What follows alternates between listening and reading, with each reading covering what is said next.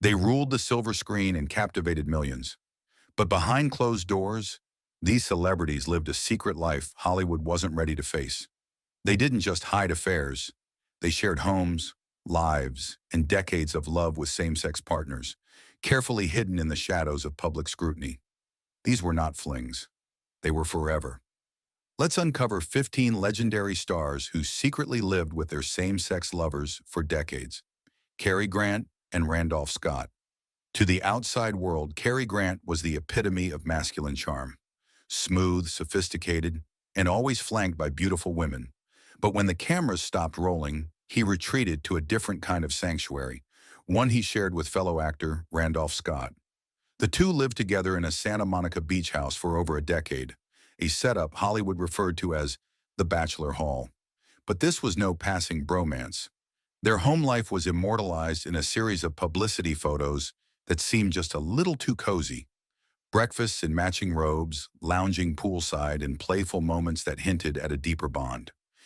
At a time when the Hays Code ruled and tabloid whispers could destroy careers, Grant and Scott never publicly acknowledged their relationship.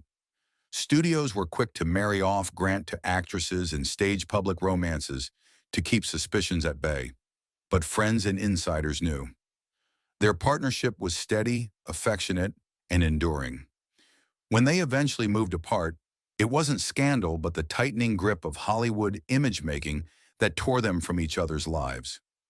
Grant would marry multiple women, but some biographers insist none of those marriages rivaled the warmth he shared with Scott. For years, fans bought into the illusion, but the truth lived in old photos, shared real estate records, and the odd confession from insiders who later spilled the details. Cary and Randolph weren't roommates.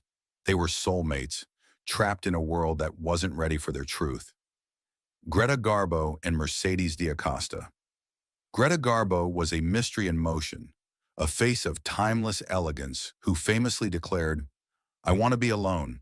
But behind the curtain of silence was Mercedes Diaosta, a playwright, poet, and one of the most notorious female lovers in Hollywood's queer underground.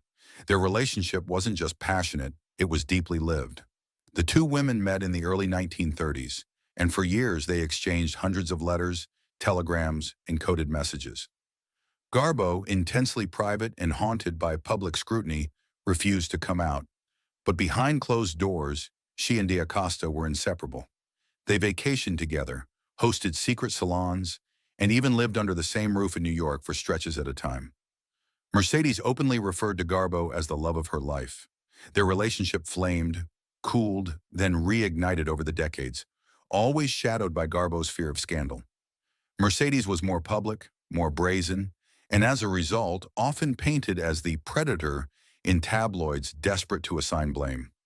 Garbo never spoke publicly about their affair, but her letters to Mercedes, later revealed, tell a different story. Affectionate, longing, and occasionally devastating, they showed a woman torn between fame and love. While the world admired Garbo's beauty, Mercedes alone held the key to her heart for nearly 30 years. Katherine Cornell and Gertrude Macy. She was once called the First Lady of the American Theater, and Katherine Cornell earned that title with grace, power, and box office dominance. But what the public didn't know was that behind every standing ovation, behind the curtain calls and critical acclaim, stood another woman, Gertrude Macy, her producer, manager, and lifelong lover. Cornell and Macy lived together for over 4 decades, traversing every Broadway milestone side by side. They never married. Cornell did briefly wed actor Guthrie McClintock, but their union was believed to be more professional than romantic, especially as the couple often lived apart while Cornell and Macy shared a home. Macy wasn't just a behind-the-scenes figure. She was Cornell's confidant, business partner, and emotional center. In an era where the theater world whispered about such things behind closed doors, the two women created a private utopia. They hosted actors, intellectuals, and artists in their home, many of whom quietly acknowledged the truth. But the outside world saw only a powerful actress and her efficient manager. Cornell's correspondence with Macy and others hints at a deep, enduring love, quiet but unbreakable. Even in their later years, they remained together, their bond hidden in plain sight. No one dared speak it aloud, but those close to them never questioned what they were. A married couple in everything but name. Rock Hudson and Mark Christian. Rock Hudson was the ultimate Hollywood leading man. With his chiseled jawline, effortless masculinity, and endless romantic pairings on screen, he defined what it meant to be a heartthrob in post-war America. But behind closed doors, Hudson's life was far from the fantasy the studios sold. In the early 1980s, Rock Hudson quietly began living with a younger man named Mark Christian. To the world, Christian was a close friend. In truth, he was Hudson's partner, one who shared his home, his bed, in his private battles. The two lived together until Hudson's AIDS diagnosis, a revelation that shocked the world and broke the carefully maintained illusion of heterosexuality. Hudson never publicly came out, but when he passed in 1985, it was Mark Christian who launched a legal battle against the estate, claiming he had never been informed about Hudson's illness, despite their intimacy. Christian won the lawsuit, but more than money, he won the right to be acknowledged, not just as a companion, but as a man who had loved and lost in silence.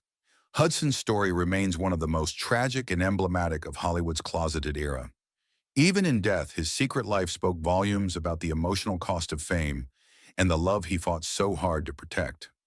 Paul Lynn and Stan Finesmith. Paul Lynn was the life of the party, known for his razor-sharp wit on Hollywood squares and his flamboyant characters in sitcoms and films. Lynn kept audiences laughing, but behind the scenes, he lived a double life, shrouded in secrecy and sadness. For many years, Paul Lynn lived with a man named Stan Finesmith, a prominent doctor. Their relationship was quiet but consistent, reportedly lasting well over a decade. Finesmith wasn't just a lover, he was Lynn's emotional anchor, someone who helped him navigate a world that demanded Paul stay closeted while playing the clown. Though their domestic life was known to Hollywood insiders, the press never dug too deep. Lynn was too valuable, too bankable, and too funny to expose. But his personal life often bled into his comedy. Friends recall him using biting humor as a mask, one that covered depression, heavy drinking, and the pain of hiding who he truly was. After Finesmith's death in the early 1980s, Lynn reportedly fell into despair. He never found another long-term partner, and his life ended prematurely from a heart attack in 1982.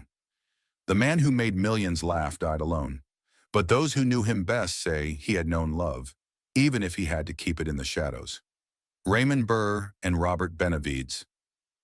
To millions, Raymond Burr was the steely-eyed defense attorney Perry Mason, or the wheelchair-bound genius Ironside. But off-screen, Burr lived a double life so carefully orchestrated that even his own fabricated backstory included a fake wife and dead son, neither of whom existed. In truth, Burr's heart belonged to a man named Robert Benvides. They met in the early 1960s on the set of Perry Mason and soon became inseparable. Not just lovers, they were business partners who co-owned a successful vineyard and production company. They lived together on a secluded ranch in Northern California for over 35 years, but to the public, Benvides was simply Burr's business associate. Studio publicity materials went to great lengths to disguise Burr's personal life. He invented stories about lost loves and personal tragedy, crafting a heterosexual mask to protect his career. Meanwhile, Benvides handled Burr's estate, ran their businesses, and stood by him during illness and decline. When Burr died in 1993, he left nearly everything to Robert. Still, no major obituary acknowledged the depth of their relationship. It was as if Robert had been a ghost in Burr's life, always present, never mentioned. Yet friends and insiders knew the truth. Raymond Burr lived, worked, and died beside the man he loved. Their love story, though unspoken, was one of quiet dignity and enduring devotion. It was a bond that survived the ruthless scrutiny of Hollywood and the silence imposed by a less tolerant time. In many ways, their relationship was more stable and loving than the very marriages the industry demanded they fake. Durk Bogard and Anthony Forwood. Durk Bogard was one of Britain's most acclaimed leading men, often cast as the brooding romantic or dashing aristocrat. But in his real life, Bogard's heart was reserved for one man, Anthony Forwood, his longtime partner and manager. Together, they lived a private life for over 4 decades that was known to insiders but never publicly confirmed. They first met in the late 1940s when Forwood was still married to actress Glynis Johns. Shortly thereafter, he moved in with Bogard, and the two remained inseparable until Forwood's death in 1988. They traveled the world, lived in secluded European estates, and hosted parties attended by close friends who respected the unspoken bond between them. The British press, more reserved than its American counterpart, never pressed too hard. Bogard skillfully sidestepped personal questions and remained tight-lipped about his private life, famously stating in interviews, "My life is my own. I gave them the performances. That should be enough." Bogard later became a novelist, and in his autobiographical writing, subtle hints of their relationship appear, references to "we" and emotional reflections on grief and loss that don't mention Forwood by name, but speak volumes. After Forwood developed Parkinson's, Bogard nursed him until his final breath. He never took another partner after. Their love story remains one of the most poignant hidden romances of classic cinema. A tale of lifelong companionship built on trust, loyalty, and quiet devotion in a world that demanded silence. Together they defied the rules, and in doing so, created a sanctuary of truth within the illusion of fame. Tula Bankhead and Patsy Kelly. Tula Bankhead was outrageous, magnetic, and unapologetically bold. A Southern belle turned Broadway legend, she smoked cigars, drank gin like water, and scandalized polite society with her sharp tongue and wilder lifestyle. But amid the chaos and clamor, there was one constant: Patsy Kelly, the wisecracking comedian who lived and laughed alongside her for decades. Patsy Kelly wasn't just Bankhead's comic equal. She was her secret partner in both performance and life. In the 1930s and 40s, they shared homes, late-night escapades, and a brand of affection that couldn't be entirely disguised as friendship. While Bankhead was famously sexually fluid and had dalliances with both men and women, it was Kelly who stuck around. Long after the flames of passing romances flickered out, Patsy remained. Hollywood knew, of course. Everyone did. But the studios turned a blind eye. Partly out of fear, Bankhead was too big, too loud, too powerful to be muzzled, and partly out of strategic silence. Better to let the rumors simmer than confirm a truth that could cause moral panic. Patsy Kelly would later admit their relationship in interviews, years after Bankhead's death. She spoke of Tula's generosity, her chaos, and their undeniable bond. The actress, known for biting comedy, became unusually tender when describing their life together. Bankhead, ever defiant, once famously declared, "My father warned me about men and booze, but he never said a word about women and cocaine." That line became her legend. But the real love story behind the smoke and scandal was much quieter. A decades-long companionship that dared to exist beyond the spotlight. James Dean and William Bast. James Dean's name is forever etched into the mythology of Hollywood. The rebel without a cause, the symbol of tortured youth, the icon who died too young. But behind the brooding glare and raw talent was a relationship that's only recently come into focus. His bond with roommate and confidant, William Bast. Dean and Bast met at UCLA in the early 1950s and soon became roommates. They struggled together, auditioned, and navigated the harsh world of early Hollywood side by side. But what began as artistic camaraderie grew into something more complicated, more intimate. While Bast never openly called himself Dean's lover during their lifetimes, he later admitted that they had been intimate on more than one occasion. They lived together in tiny apartments, slept in the same bed to save money, or so the story went, and shared a deep emotional dependence. Bast helped Dean get jobs, understand scripts, and manage his volatile moods. In many ways, Bast was Dean's anchor in a world that never felt steady. Dean's star exploded quickly, and with fame came studio interference. Rumors of his sexuality swirled in the press, and Bast, quiet, reserved, and loyal, stepped into the background. Dean's death in a tragic car crash in 1955 shattered the world, but it devastated Bast most of all. Years later, Bast published a memoir that peeled back the curtain on their time together. He described their nights of vulnerability, the confusion of youth, and the love that couldn't be named. It was a eulogy wrapped in memory, one that hinted at the life they might have had Dean lived. Nancy Culp and Marjorie Maine. To television audiences, Nancy Culp was forever immortalized as the prim and proper Miss Jane Hathaway on the Beverly Hillbillies. But off-screen, she was a woman of conviction, complexity, and hidden love. For over 2 decades, Nancy shared her life with a woman named Marjorie Maine, a television writer who was not just her housemate, but her life partner. In a time when lesbian relationships were still unmentionable, especially in family-friendly television circles, Culp and Maine lived quietly in Palm Springs and later Pennsylvania. They traveled together, hosted friends, and maintained a steady companionship that those close to them understood, but few dared to name. Nancy Culp never officially came out during her acting career. It wasn't until her 1984 run for Congress in Pennsylvania that the subject was even approached publicly. When asked about her orientation, she replied with both grace and steel, "Do you think that the people of Pennsylvania are concerned with whom I choose to love?" Though she lost the election, her quiet act of defiance reverberated through Hollywood. In later years, Culp spoke more openly, albeit still guardedly, about the challenges of living authentically in a world that demanded secrecy. Friends described her relationship with Maine as one of deep trust and warmth, less fiery passion, more enduring devotion. Mark was there until the very end. When Culp was diagnosed with cancer in the early 90s, it was Maine who cared for her. And when Culp passed away in 1991, the woman who had once lived in her shadow inherited everything. Yet even then, obituaries called Mark her friend. It was a familiar erasure, but behind the euphemism was a truth everyone close to them knew. Nancy Culp didn't die alone. She died in the arms of a woman who had loved her deeply, faithfully, and quietly for decades. Cole Porter and Howard Sturgis. Cole Porter's songs defined an era. With witty lyrics, sophisticated melodies, and urbane charm, he wrote the soundtrack to 1930s and 1940s high society. He was married to socialite Linda Lee Thomas for over 30 years. But the great love of his life wasn't his wife. It was a man named Howard Sturgis, a wealthy, eccentric bachelor who remained his closest companion for decades.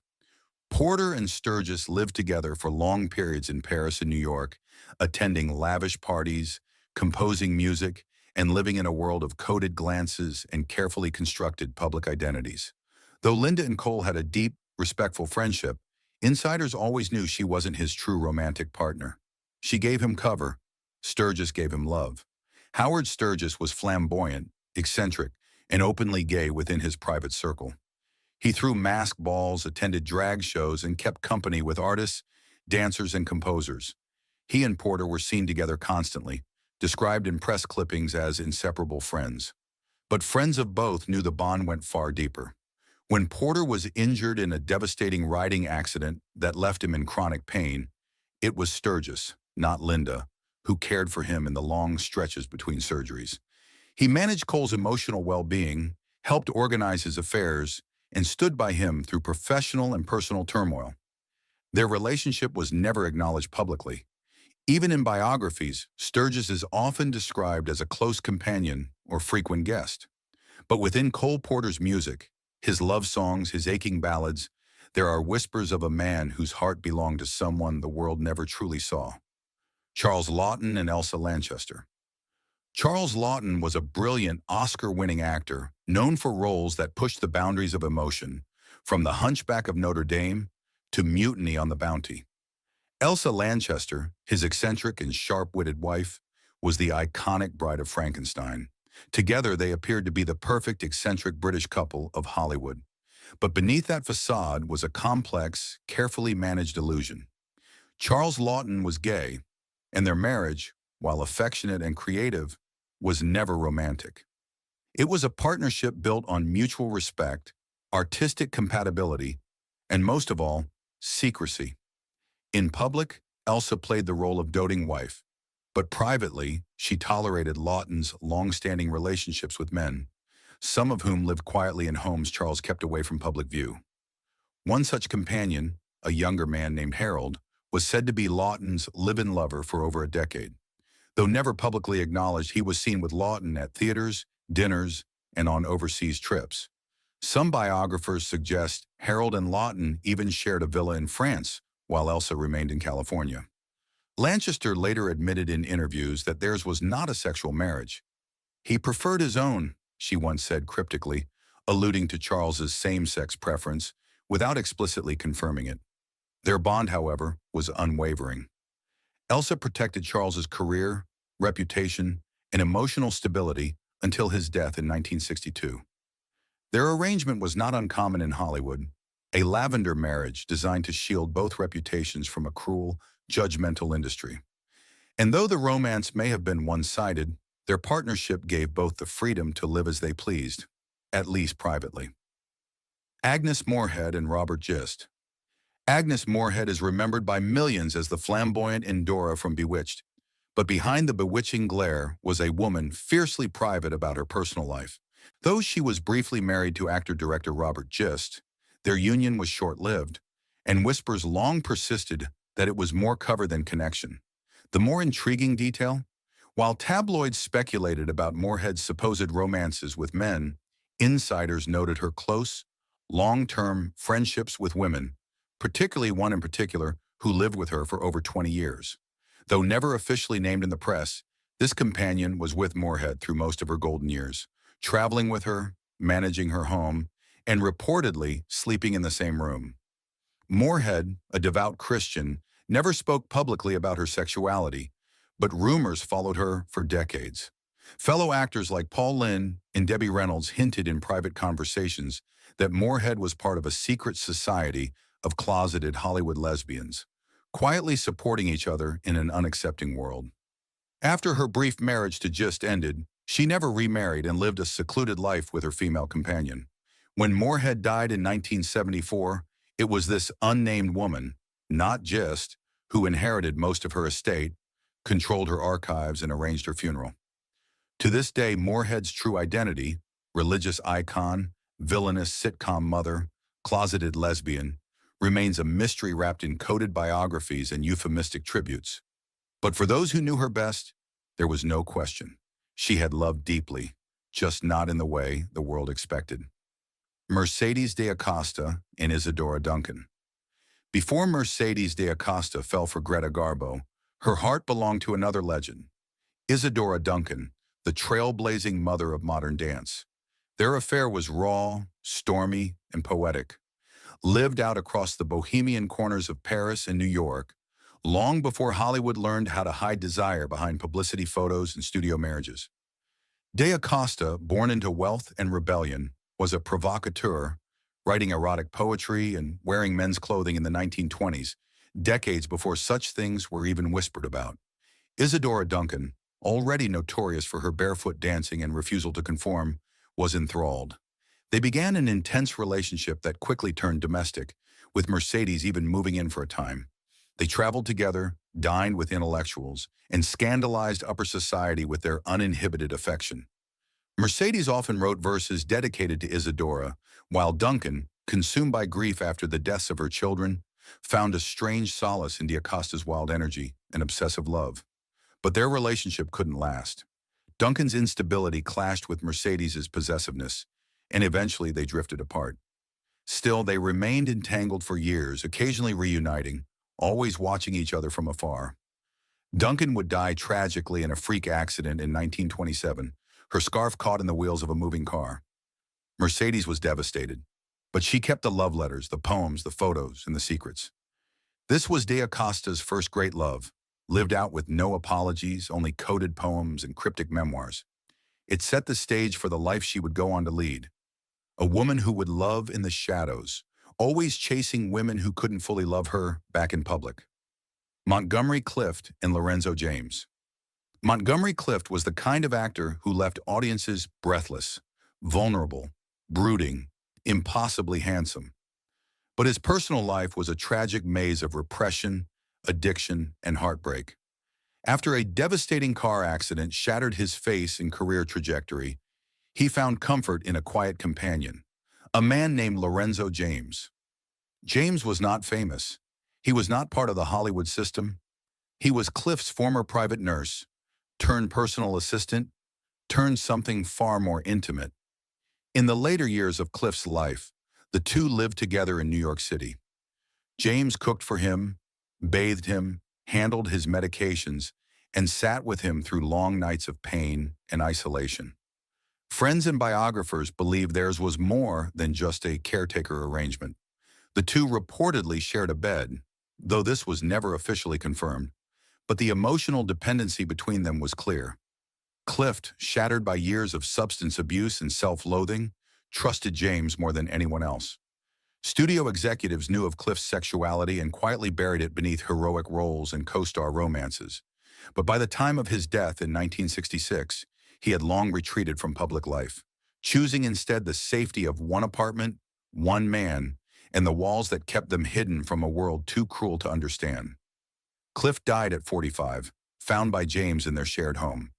There was no scandal, no final girlfriend, no carefully placed PR spin, just silence, and the man who had stayed through all of it. They loved fiercely, silently, and in the shadows of fame. These stars carved out pockets of truth in a world built on illusion.